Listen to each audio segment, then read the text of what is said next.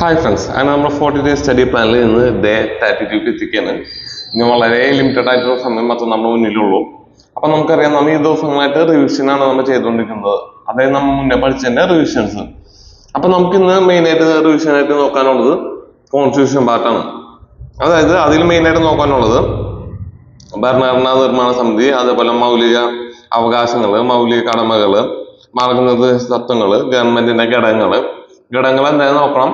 പിന്നെ ഓരോ ഘടകത്തിന് റിലേറ്റഡ് ആയിട്ടുള്ള ആർട്ടിക്കിളും എല്ലാവരും നിർബന്ധമായിട്ട് നോക്കണം.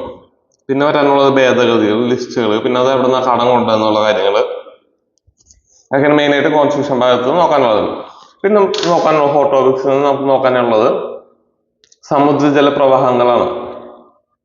2024 നമുക്ക് എക്സാം പേപ്പറുകൾ പ്രീവിയസ് PYQ നമുക്ക് കാണാൻ പറ്റും.